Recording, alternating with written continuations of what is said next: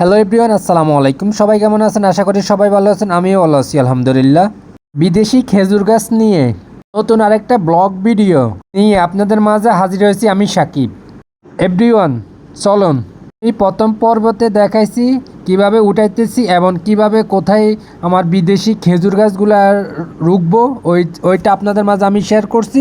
এবং দ্বিতীয় নম্বর ব্লগ ভিডিওতে এখন আপনাদের মাঝে আমি শেয়ার করব আমার বিদেশি যে খেজুর গাছ, এই খেজুর গাছ আমি কোথায় কোথায় রুখতেছি এবং কয়টা রুখতেছি আপনাদের মাঝে আমি এখন শেয়ার করব। ভিউয়ার্স, ভিডিওটা দেখতে থাকুন, ভালো লাগলে লাইক কমেন্ট শেয়ার করবেন। দেখুন, আমি এই জায়গা থেকে একটা রুখবো, যে বড়টা আমার বিদেশি খেজুর গাছ, এটা আমি এখানে এখন রোপণ করব। দেখুন আলহামদুলিল্লাহ, আপনাদের মাঝে আমি কথা বলতে বলতে আমি একটা গর্ত করে ফেলেছি মাপ মতন, এটা আমি এখন বসাই দিয়েছি।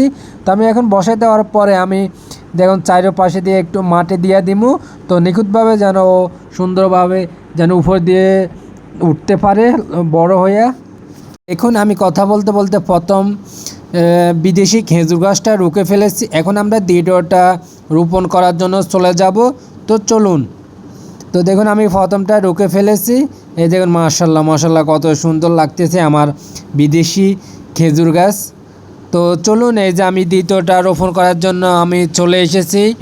এই যে দেখুন দ্বিতীয়টা গাছ আমার বিদেশি খেজুর গাছ এখন এখানে রোপণ করব। তো আমি এখানে একটা বড় করে ওইটার মতন একটা গর্ত করব। তো চলুন, আমরা সুন্দর করে গর্ত করতেছি। তো এগুলা কয় বছর পরে খেজুর ধরবে, তো আপনাদেরকে আমি তৃতীয় নাম্বার ব্লগ ভিডিওতে আপনাদের মাঝে আমি সব কিছু এভরিথিং সব কিছু শেয়ার করব।